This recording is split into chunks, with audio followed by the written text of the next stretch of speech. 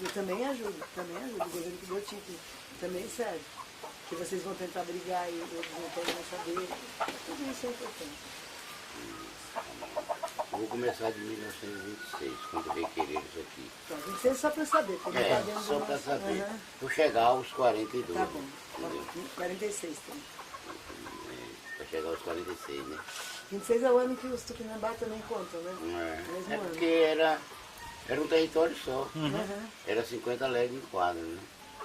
Ele falou isso, 50 anos. Aí na hora aí vocês me dão o toque de iniciar, né? Requerido para os Pataxó, Ranranrã e Tupinambá, ele sempre foi um território de caça e pesca dos índios Tupinambá e Pataxó, Ranranrã. Em 1926 foi requerido para a sua demarcação. Foi interrompida pelos jagunços, né? Os chefes de jagunços e os seus pistoleiros, né? E em 1936 retornou-se a iniciar a demarcação, que foi concluída em 38. E que de 38 até 46 o Serviço de Proteção aos Índios arrendou seus territórios para fazendeiros, e os fazendeiros tiravam os índios da maneira que eles achavam que era certo para eles, né? Então, nessa ocasião, morreu muitos índios assassinados, outros escarreirados, expulsos do seu território, e os Pataxó Ranranrã foram trabalhar de agregado nas fazendas circunvizinhas dos seus territórios. E o governo da Bahia, como Juraci Magalhães, Antônio Carlos Magalhães depois, Roberto Santos, concederam os títulos de posse aos invasores do nosso território.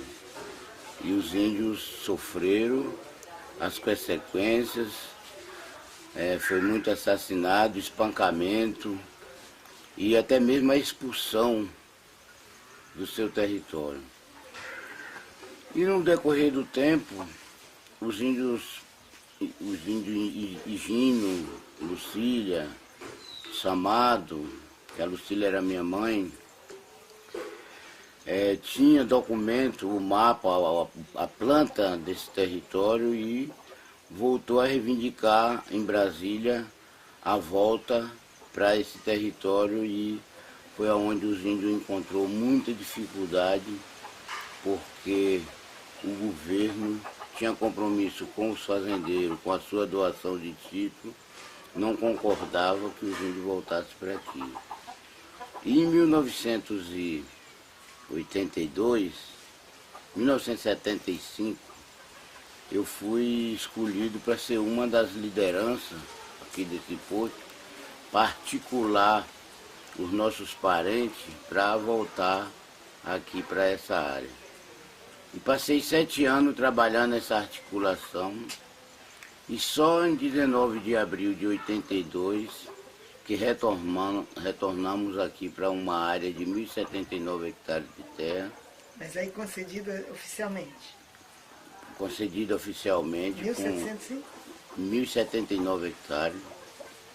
Aí já foi a FUNAI apoiando, porque na época o presidente da FUNAI era Paulo Moreira Leal, e Antônio Carlos Magalhães, que era o governo e que estava deixando o seu governo, né, tentando eleger o sucessor, que era Clériston Andrade, e que os fazendeiros da região não gostavam de Clériston Andrade. Por isso eles apoiaram a volta dos índios para aqui, garantindo que...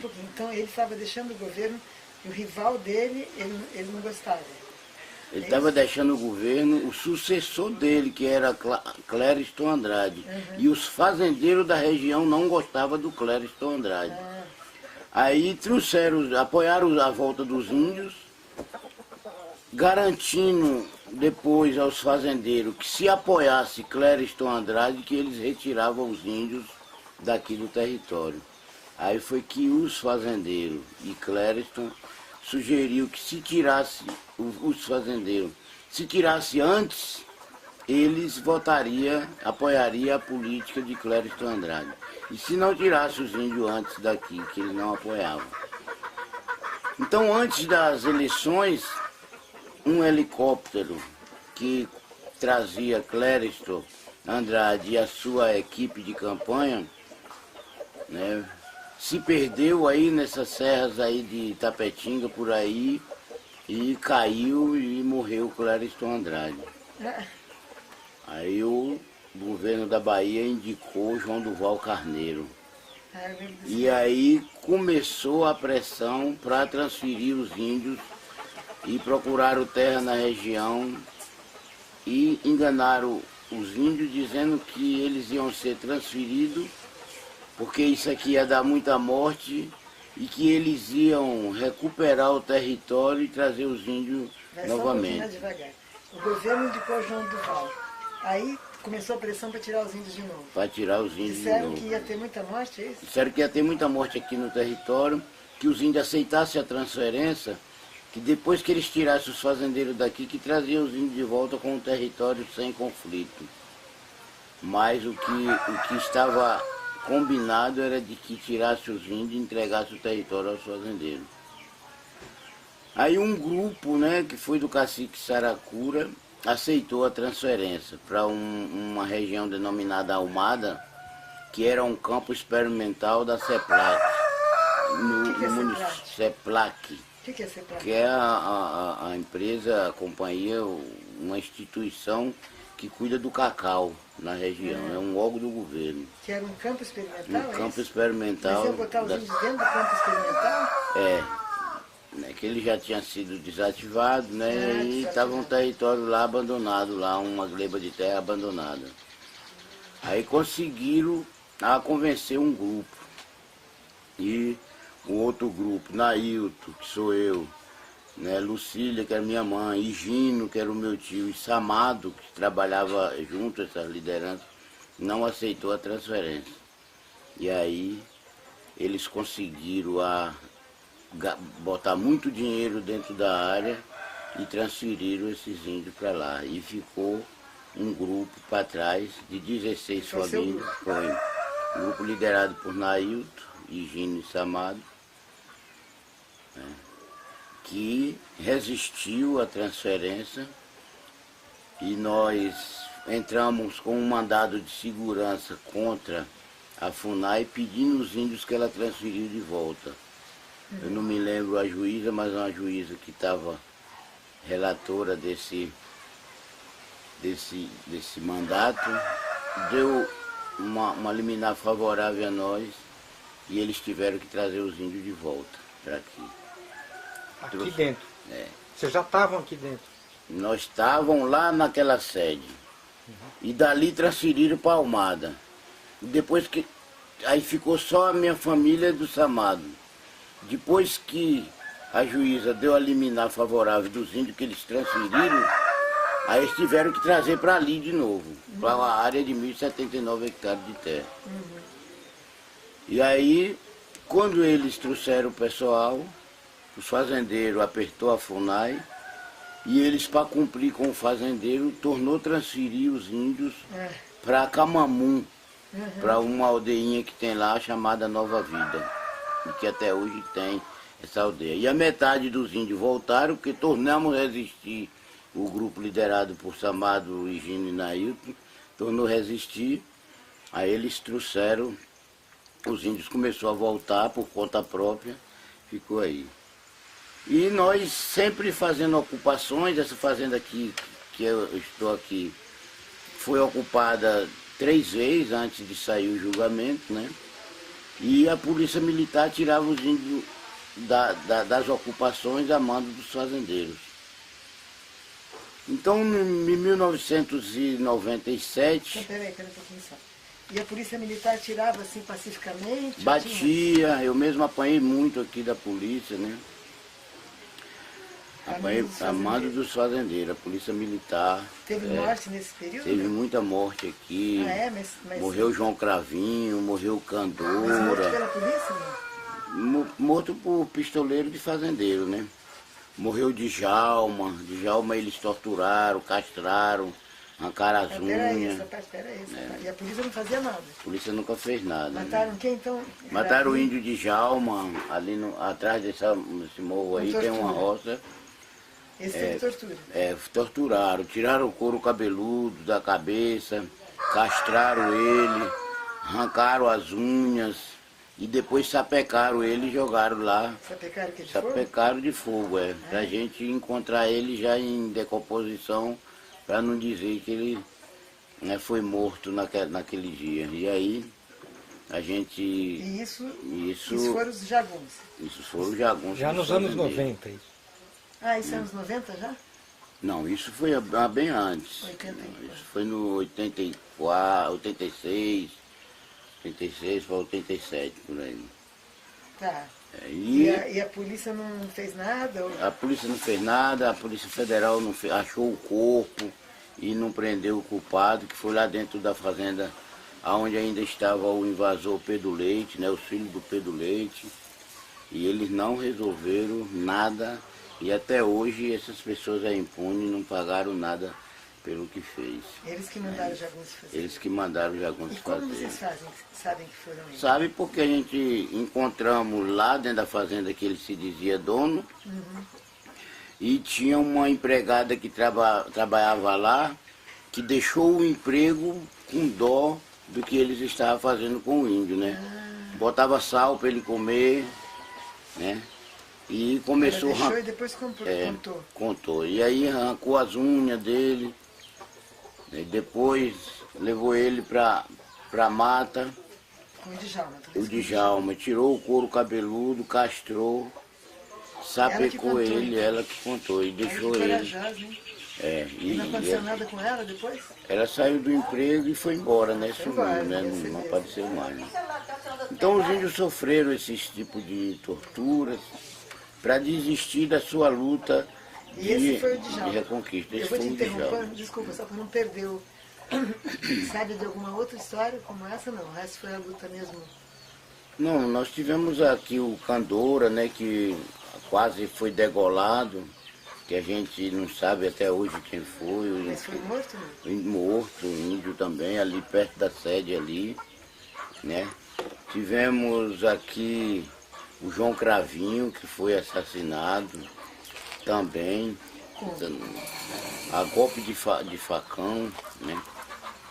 Muitos golpes de facão e até hoje, né, ninguém tomou as providências de apurar. Quer dizer que daquele grupo primeiro, só você... o Higino também não morreu?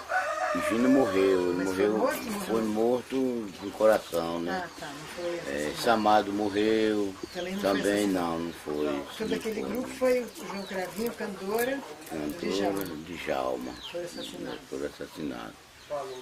E a nossa comunidade, né, quase que eles conseguiram a convencer a sair do território, porque se sair não voltavam nunca mais para esse território, né? E a gente foi trabalhar nas ocupações, né? Então quando foi em 97, em 94 foi feita a ocupação na Fazenda São Sebastião, Fazenda Bom Jesus e Fazenda Paraíso. E o fazendeiro entrou com o pedido de reentregação de posse, ganhou a reentregação de posse e tiraram os índios, né, à força. A polícia militar tirou os índios à força. Tinha quem morava antes de tudo nesses lugares. Aí, em 97, foi um grupo de liderança em Brasília reivindicar a volta para a Fazenda São Sebastião, Fazenda Paraíso e Fazenda Bom Jesus. E lá foi quando incendiaram o Galdino, em 97. Sim. Mas ele tinha ido nesse grupo? Ele tinha ido nesse grupo reivindicar a volta para essas fazendas, né? Aí incendiaram o Galdino em um ponto de ônibus em Brasília, ali na 703. Mas né? vocês estavam todos dormindo assim na rua ou foi não, só ele que dormiu? Só ele.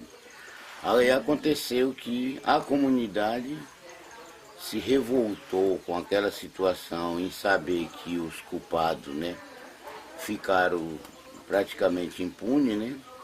Já estavam respondendo em liberdade.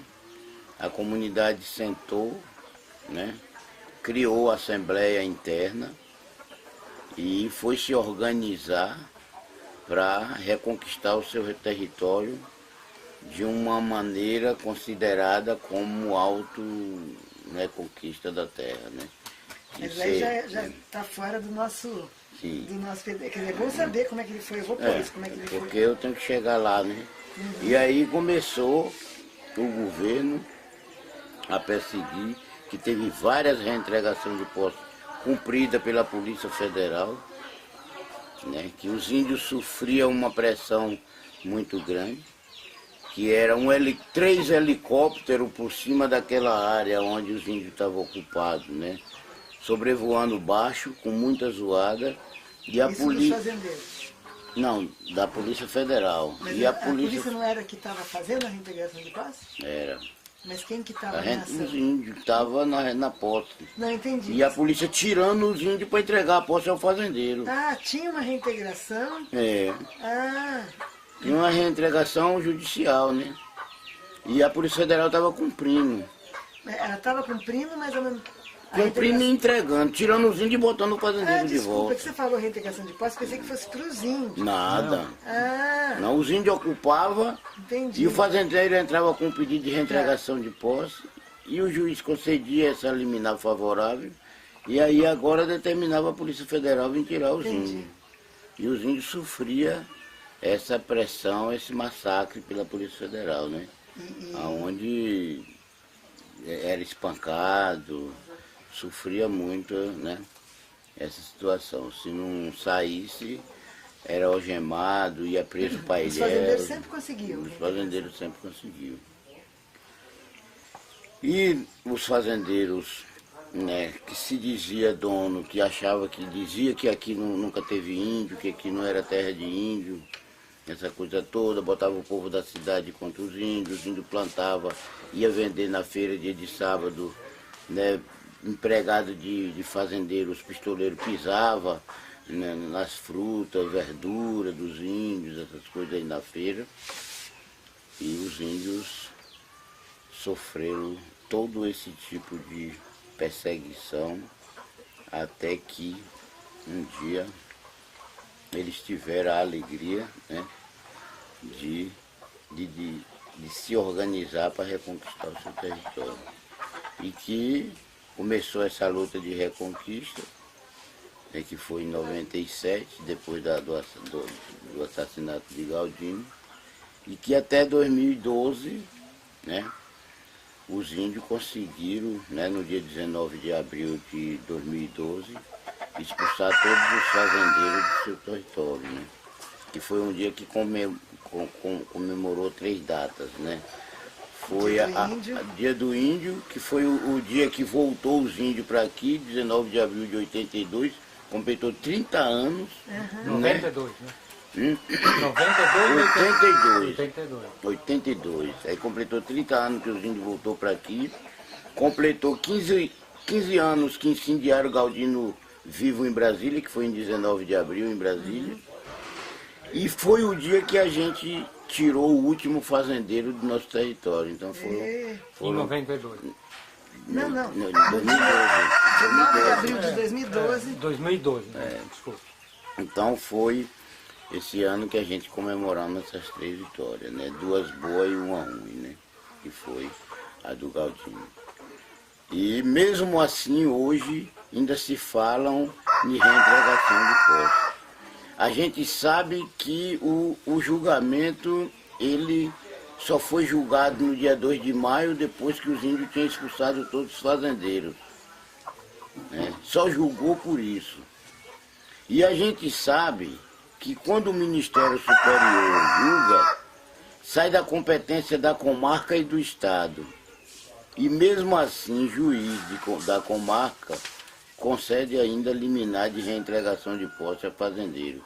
Que isso é uma grande preocupação para as lideranças, porque eles temem que pode haver uma grande mortalidade, porque os índios hoje não aceitam mais ser reentregado porque ele entende que o Ministério Superior, julgando, batendo o martelo, perde-se a competência da comarca e do Estado. E por isso nós não aceitamos mais ser reentregado do nosso território para, né, fazendeiro, né, chegar a conviver junto com essa comunidade. Então isso a gente vem sofrendo, mas já foi feito aqui a demarcação física, já foi feito uma grande parte do levantamento de benfeitorias para indenizar os fazendeiros pelas benfeitorias, aqueles que for ocupantes de boa fé. Foi parado, tirado o GT de trabalho que estava aqui na área. E nós tivemos agora uma reunião com o ministro da Justiça, presidência da FUNAI, governo do Estado e outros, né, secretário de Segurança, Comissão Direitos Humanos e outros, segurança, delegado de Polícia Federal, aonde reivindicamos a volta do GT para concluir o trabalho de levantamento de benfeitoria, para que seja efetuado esses pagamentos e que a gente possa viver em paz. Efetuar os pagamentos para os fazendeiros, que a gente possa viver em paz, porque foi 30 anos esperando pela parado justiça. Isso, o levantamento? Está parado. 30 anos esperando pela justiça. E para a justiça fazer alguma coisa, tivemos que fazer a nossa parte. E por isso a gente estamos hoje... E a parte foi invadir? Reconquistar o território. Expulsar os invasores, reconquistando o seu território, né, que sempre teve a sua ocupação tradicional. Porque mesmo com toda a expulsão dos índios, em Itaju do Colônia, numa aldeia Barretá e no Panelão, sempre ficou uma pequena aldeia dos índios, né, que nunca saíram de lá. Então por isso aí quem tinha sido expulso se reuniu lá? Quem tinha sido expulso se reunia lá e daí foi o ponto de partida para sair para outras comunidades. E hoje a gente estamos aí lutando agora para entender que o governo tem que investir na área para a gente recuperar o nosso território. Temos que recuperar os nascentes, né, que foi morto porque tiraram as matas, né, desmataram as cabeceiras, né. Estamos com esse pensamento de recuperação desses garapés que foram mortos, né. Preservar alguma parte de floresta que ainda tem para a gente trabalhar a busca do medicamento tradicional, da erva, a semente, o cipó, a casca das madeiras e daí por diante. E também trabalhar o reflorestamento. Estamos ali com uma pequena área de plantio, né, para já trabalhar, né, a agroecologia, né. Temos ali embaixo um pequeno viveiro de mudas, né, para a gente começar a trabalhar esse reflorestamento em boa parte de cada área para a gente buscar de volta as caças, os pássaros, né, e a vegetação, o oxigênio natural para que a gente tenha uma comunidade saudável. Tomara que dê tudo certo. Esse é o pensamento. Agora, deixa eu só voltar para o período que era ditadura, que eu acho que os índios nem sabiam que era ditadura. Era igual, né? Para o índio era igual. Mas você lembra nesse período se teve alguma outra violência assim que você pode... Você falou desses 3 que foram torturados. Teve alguma outra coisa? Olha, aqui teve a violência que eles escorraçavam os índios, carregavam a liderança e desaparecia, né? Como o Milton, né? Milton Titiá, né? Sumiu, desapareceu. Isso foi em Titiá. Titiá, mais ou menos em 1960. Sei. por aí, Ah, foi antes da né? ditadura ainda. Em 1960 isso sumiu, esse índio, carregaram, disse que levaram para o governador Valadares, de governador Valadares que levaram para o Rio de Janeiro, e do Rio de Janeiro sumiu, que nunca apareceu mais esses índios. Teve o índio Basílio que saiu daqui, escorraçado também, que quando a gente soube notícia ele tinha sido morto lá para a região de Belmonte. E isso foi quando? Isso já foi em 1958, Ah, então nada disso foi na ditadura. por aí. E no tempo da ditadura militar a gente sofreu aqui, né, de 1982 até 1997, a gente sofremos aqui muito espancamento pela Polícia Federal, tentativa de suborno, aceitar receber dinheiro para sair das terras e deixar as terras como fazendeiro, né? Tivemos aqui muitos assassinatos de índios que se aparecia morto na estrada. Teve a índia, filha de Dona Jada, que apareceu morta na estrada. Como é que chamava? Era de Nalva. E nós tivemos Dona aqui... Giada, não é? Jarda. Jardelina.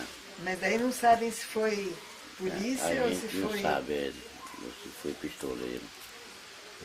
Então hoje a gente estamos aqui.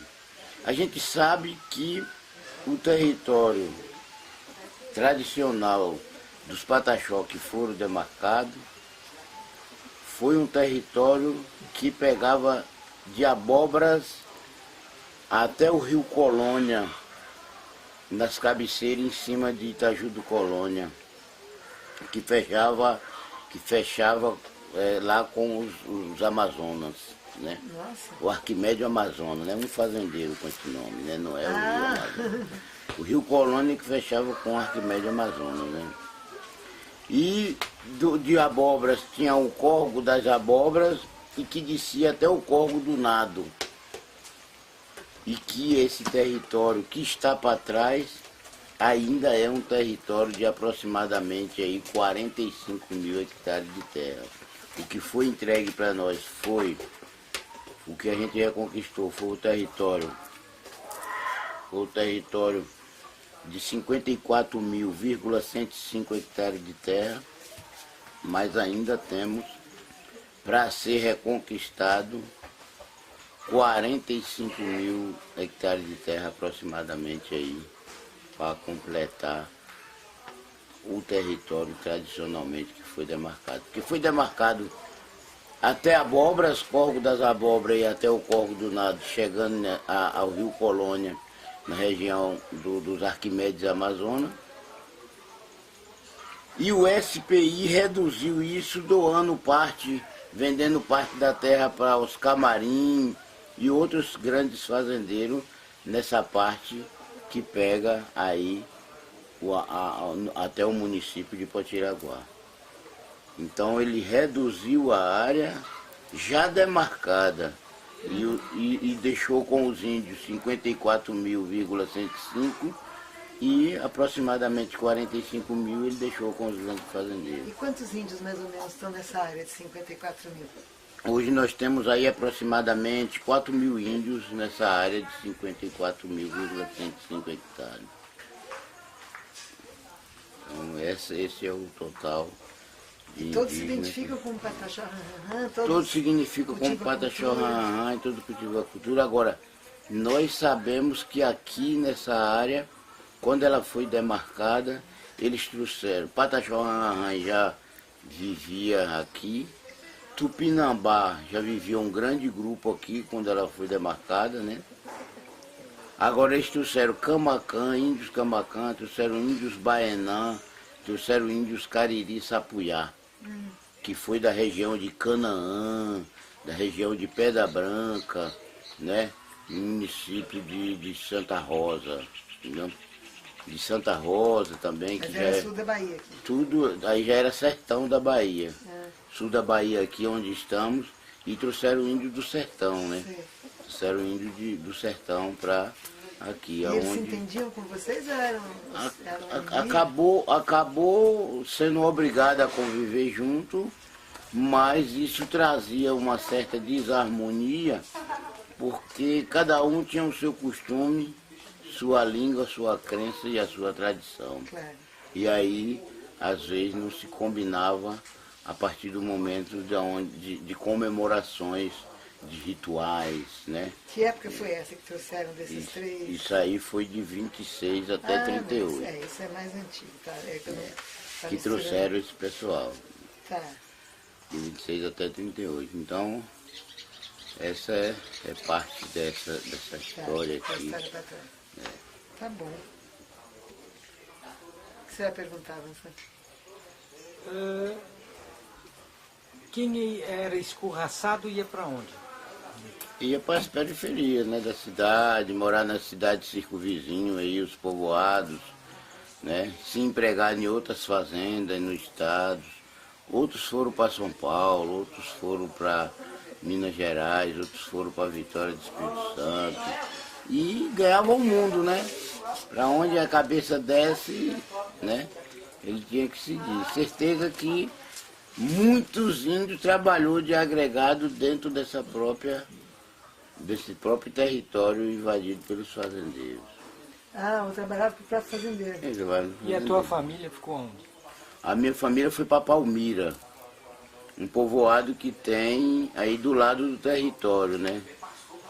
Para Palmira. Então a extrema do território passa lá, nesse município de Palmira, que é aí quem vai para Jussari, logo aqui quem desce para Itabuna, né? Aqui por dentro por Itaju do Colônia, aí sai de Palmira. Ali foi onde eu fui criado. Onde fui criado foi ali, né? Em Palmira, né? Onde a gente viveu 28 anos antes de vir para aqui. Nossa, 28 anos. Então, aconteceu com todos assim, desse jeito. E qual que foi a deixa para iniciar esse movimento de retorno? Eu tinha o meu tio Gino, ele saiu daqui e passou muito tempo sumido, né? Ele foi para a região de Itapetinga, onde aprendeu a profissão de celeiro, né? E depois de uns 15 anos, 20 anos que ele estava por lá, ele apareceu em Palmira, que ele era irmão de minha mãe. Aí ele trouxe o mapa dessa terra e falou que o território era nosso. E que aí, a partir daí, iniciou aquela articulação, né, de 1975, para descobrir, né, aqui o território, para a gente trabalhar a volta de vir para aqui. Foi o Higino, então. Foi o Higino e o Samado, né, se juntou com o Samado, né, e a minha mãe se chamava Lucília. Que é o pai daquele menino Luiz. Que é o pai do Luiz, entendeu? Aí foi quando começou a articulação para voltar para esse território, né? E a gente conseguiu voltar e conseguimos reconquistar, né? Então agora a gente estamos trabalhando assim. Vai desse cachorro parar ali. Escuta, rapaz! Deixa de grito aqui. Esse é o neto dele? É, neto da minha mulher. Eu sou casado com viúva. Né? Então, nesse período que foi desintegrando, expulsando, tem algum episódio importante, mais marcante, dos anos 50, 60? olha, em volta dos anos 50, aqui eles desapareceram um Titiá, que era um índio conquistado aí. Teve Titiaca, que morreu. Teve Onhaque, que era um dos capitães dos índios que Como o escreve nome. esse? Onhaque é O-H-A-K. É H-A-K. Onhaque. Então ele teve Barretá, que esse pessoal não sabia falar o português e ficou sem assistência e foram se acabando, né, de uma maneira jogada pela rua. O Onrak mesmo, ele morreu de picada de cobra e sem assistência ele se acabou-se, né? Teve índio que foi torturado, cortado munheca, outros cortou lenha para morrer queimado. Isso precisa contar direito com nós. Isso nessa região daqui, a Serra da Bananeira, essa história eu aprendi com o Samado, né, que ele passava para mim. E na época que foi trabalhar a Reconquista eu era bem mais novo, né, 30 anos Não atrás. cortaram as mãos? Um índio não quis cortar a lenha, eles cortaram a munheca do índio e depois o índio foi assassinado, né? Esse você não sabe não. Esse eu não sei o nome, né? O Samado contava, falava o índio que foi, mas não falava. Isso eram fazendeiros, ou era polícia? Fazendeiro que fazia. Teve aqui Pedro Leite, que foi um dos maiores jagunços aqui na região, né? Chefe de jagunço. Teve aqui o Major Liberato, que foi um dos grandes, né, chefes de jagunço aqui. Né? Ele era do exército? Por que não- chamavam de major? porque ele era da polícia, né? O Pedro Leite foi expulso da polícia por estupro em Buerarema, né? Quando iniciou Buerarema, que chamava de Macuco, né? O antigo nome de Buerarema ali era Macuco, depois passou para Guararema, depois registraram como Buerarema, né? Então ele foi Que esse expulso Guararema era um nome tupinambá, né? por isso que Significa São Paulo tem pau-d'alho, né? Aham. Entendeu? Então ele foi expulso da polícia por estupro Foi expulso e por depois estupro, foi... aí veio ser virou chefe invasor de aqui. jagunços. Aqui.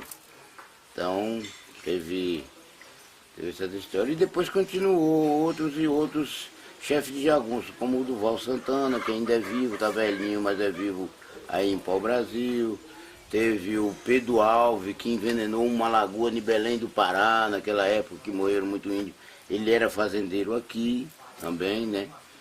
Que é esse... O Duval Santana também era fazendeiro ou era... Fazendeiro. Não era polícia? Não. Tem Luiz Alves, na região de Jacareci, Esse Pedro Alves fazendeiro envenenou uma lagoa no Pará? no Pará. Ele cortou terra lá e envenenou a lagoa, que morreu muitos índios, né? Eles bebiam água daquela lagoa, índio e animais, né? Claro. E o outro chama Luiz Alves? Luiz Alves, que mora em Jacareci, que é irmão desse Pedro Alves, né? Também é civil, não é polícia nem nada. É civil, é. Então esse pessoal era grande, teve os Amazonas, teve Armando Pinto em Itaju do Colônia. Todo esse pessoal era chefe de pistolagem, né? Que Os Amazonas eram né? uma família com esse sobrenome? Era, mas os Arquimédio Amazonas, esse pessoal. Então a gente sofreu, é pena que hoje a gente... E eles todos, nenhum foi preso? Nunca foram presos, nunca foram presos. Então, essa é, entendeu, a nossa preocupação, né? Porque índios já foram presos, né? Eu já fui preso, né? Sem saber por que estava sendo preso, só porque estava liderando e não aceitei a transferência para Almada, eu fui preso, né? Então, hoje a situação fica toda impune, né? E os índios é quem eles acham que são culpados de criar problema em cada região. Né? Que vocês ouviram o cacique Babau e ficaram, né? Tomaram conhecimento daquela situação de Buerarema, né? Que é uma situação que a gente acha que ela não faz sentido, né? Tá ali existindo daquele jeito ali, porque grande parte não tem fazenda dentro da área, grande parte são pessoas que é patrocinado por fazendeiro para estar ali naquele manifesto, né?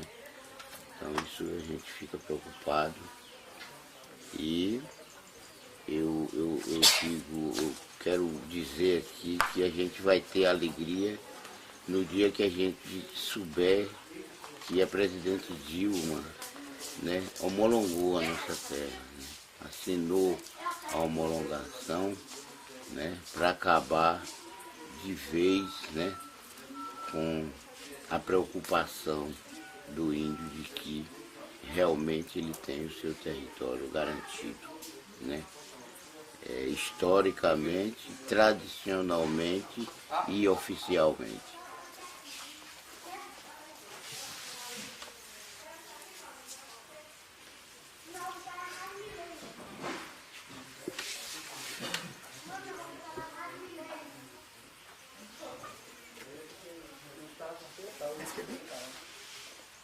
Acho que pra mim também. Pra mim também. Por isso que eu esqueci pra você, eu já tá cansado, né? Que dia, que noite. Descontar isso, né? Também. Mas a gente está aí, né? Não falta ocasião, eu tenho certeza que a gente vai se ver mais vezes, né? Que bom, né? Muito obrigada. E com um encontro bem mais rico, né? Porque eu esperava que tivesse Mas muita gente, né? uma tragédia no meio. Mas aconteceu, né? E talvez, né, vocês também, mandados por Deus, né, para presenciar aquela coisa muito triste, né? Mas isso são as coisas, né, da vida, né? Começou a ter problemas antes, né? Van, não deu certo van para entrar na área, para sair, tem que esperar aquela coisa. Tá bem. Vamos deixar ele descansar, né? Não, para mim tá tudo beleza. Vocês viraram a noite aí, né? Ninguém dormiu não. Ninguém dormiu não, agora tá. Aí ficamos aí, conversando, isso aqui cheio de gente, sabe? E hoje a gente se portamos ele aí, né? E aqui você produz, né? Aqui ali tem uma roça, né? Porque aqui é uma área que foi ocupada agora, né? Sim. Em 2012, né? Então ali, ó lá embaixo ali, ó. Ah, tô vendo. Banana, ali é né? milho, banana, mandioca, é só pra sua família, feijão. Realmente ele não media distância para assistir o índio. O Cláudio Romero aqui, se os índios de adoecessem, qualquer coisa, ele ligava para lá, pedia até avião, que a FUNAI tinha na época, uns monomotor, uns bandeirantes, né? E mandava para Brasília para cuidar de saúde. Ele pagava exames particulares, se o problema fosse grave, para ser feito. Ele pagava com o dinheiro da FUNAI, né? Mas ele, na época, ele era aquela pessoa, né? Como teve outros que não fizeram isso, né? E quando foi para transferir os índios, ele não aceitou e se ausentou da área. Foi outras pessoas que fizeram, né? Eustáquio Machado foi quem trabalhou transferência aqui, Silvia, Carlos Roberto Grossi, esse era delegado. Quando foi para tirar, quando foi para tirar, essas pessoas, né? Trabalhou aí, né? Com um compromisso de tirar, de transferir, né? Carlos Roberto Grossi, Kira de Sá, que até hoje... Um pouquinho que eu não vou conseguir pegar tudo isso, não. Ainda estou escrevendo. Tá.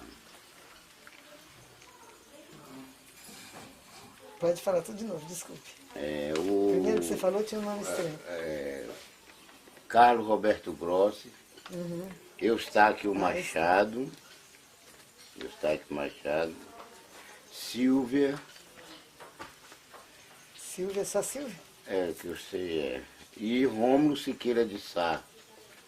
Que esses foram o pessoal que trabalharam duramente na cabeça dos índios para aceitar a transferência para a Almada, né? Ah, tá. Mas não transferiram à força. Não, foi transferido à força porque no dia de ir teve Polícia Federal, teve um bocado de gente aí, né?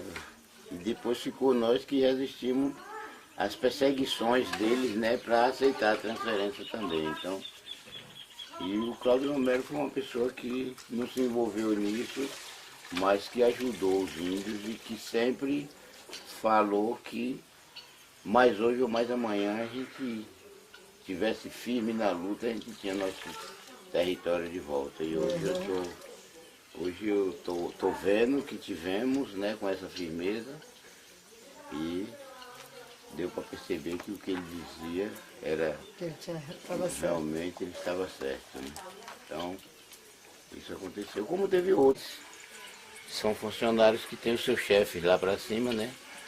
E quando percebia que alguém estava ajudando o índio, eles tiravam aquela pessoa, né? E botavam para outro lugar e botavam uma pessoa que fazia a política deles, né? E isso acabou prejudicando a comunidade, né? Mas graças a Deus hoje a gente está contando com a vitória. Vocês voltaram. Deixa eu ver se tem um cafezinho aqui. Eu acho que eu não quero café Não, agora não. então Obrigada. tá Você bem. quer café, Vanessa?